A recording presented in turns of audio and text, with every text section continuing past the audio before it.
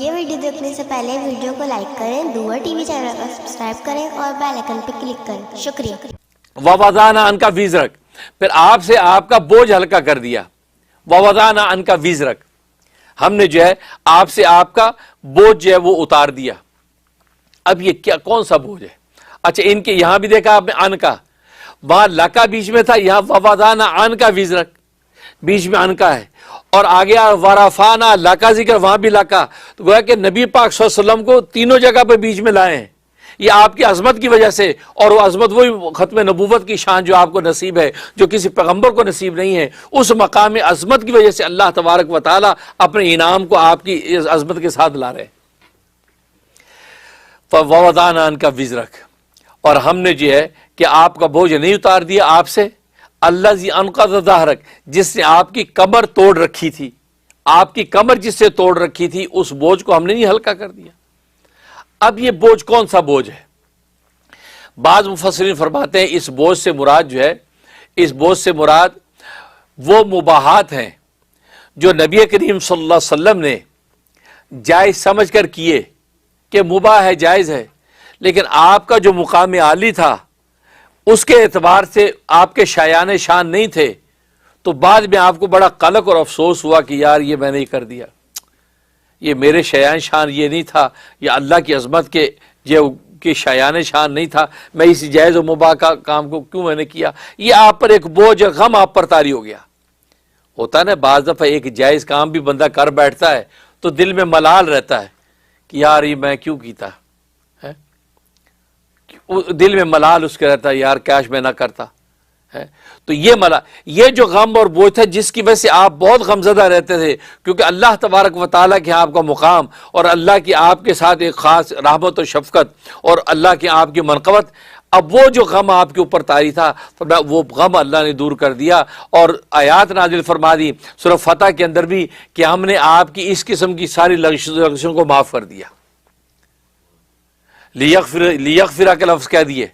لیغفر لک اللہ، کہ اللہ تبارک و تعالیٰ نے آپ کے جو ہے وہ ایسی لغزی اور مباحات کے اندر ابتلا جو تھا وہ اللہ نے معاف کر دیا۔ تو جب یہ انعام آپ کو ملا تو آپ کو تسلی ہو گئی۔ اور دوسرا وزر سے مراد تکالیف شریعہ کا وزر، یعنی شرعی احکامات پر جو عمل جب کرتا ہے تو ظاہر ہے مشکل ہوتی، روزہ رکھنا ہے، روزے میں مشکل مشقت، زکوٰۃ دینی ہے، حج کرنا ہے، نماز پڑھنی ہے، تو یہ جتنی تکالیف شرعیہ ہیں، اوامر پر عمل، نواہی سے رکنا، یہ ظاہر ہے کہ عام آدمی کے لیے بڑا مشکل کام ہے۔ نماز پڑھنا آسان کام نہیں، پھر زکوٰۃ دینا آسان کام نہیں، پھر حج کرنا کوئی آسان کام نہیں، تو گویا کہ ایک عام آدمی کو جو بوجھ لگتا ہے، بھاری لگتا ہے، کئی مال خرچ ہوتا ہے، کئی بدن کی طاقت خرچ ہوتی ہے، تو یہ جو کیفیت نبی پاک صلی اللہ علیہ وسلم کے لیے اللہ تبارک و تعالی نے شریعت کے ان تمام احکامات پر عمل کرنے کو بالکل آسان کر دی۔ آپ کی طبیعت ثانیہ بن گیا، آپ کی طبیعت کا حصہ بن گیا، اور ایسا طبیعت کا حصہ بنا جیسے میں نے عرض کیا کہ آنکھوں کی ٹھنڈک نماز میں ہے۔ فرمایا کہ میری آنکھوں کی ٹھنڈک نماز میں ہے، اور روزہ اتنا آسان کر دیا کہ گھر آ کے پوچھتے ہیں، گھر آ کے زوجہ مطہرہ سے پوچھتے ہیں گھر میں کوئی کھانے کو ہے، کہ جی آج تو کچھ بھی نہیں ہے، فرمایا چلو میں اللہ کے لیے آج روزے کی نیت کرتا ہوں، واہ بھی چلتے چلتے روزہ رکھ لیا۔ اور آج ہم روزہ رکھیں تو رات ساری رات نیند نہیں آتی، آ بھی لے آؤ، آؤ بھی لے آؤ، پھینیاں بھی لے آؤ، راتی کھاوا کھجیاں بھی رکھو، پکوڑے بناؤ، یہ کرو، لسی کا جگ بھی تیار کرو، رات سے انسٹرکشن، پھر سحری کے اندر جو کھا کھا کے نہال ہوتے ہیں، یعنی اتنا پاگل ہو جاتے ہیں، کتنا بھاری لگتا ہے کہ روزہ رکھنا ہے۔ یہاں نبی پاک صلی اللہ علیہ وسلم کے لیے کتنا آسان،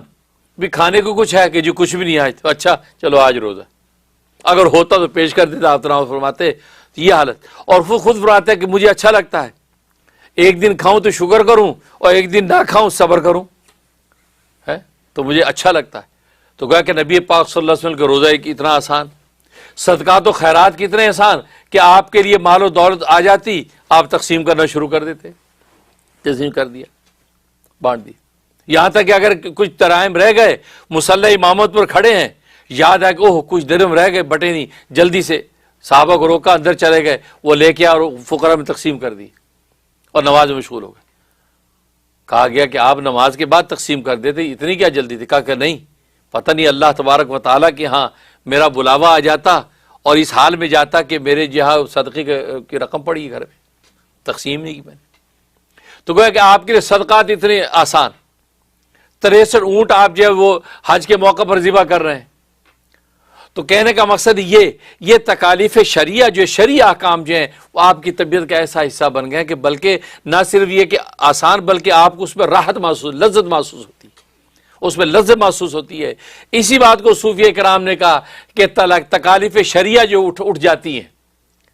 مطلب وہ تکالیف شریعہ نہیں رہتی بلکہ لذات طبیعہ بن جاتی ہیں، ان کی طبیعت کی لذت کا حصہ بن جاتے ہیں. وہ صوفیہ کرام نماز پڑھتے ہیں ان کو مزہ آتا ہے،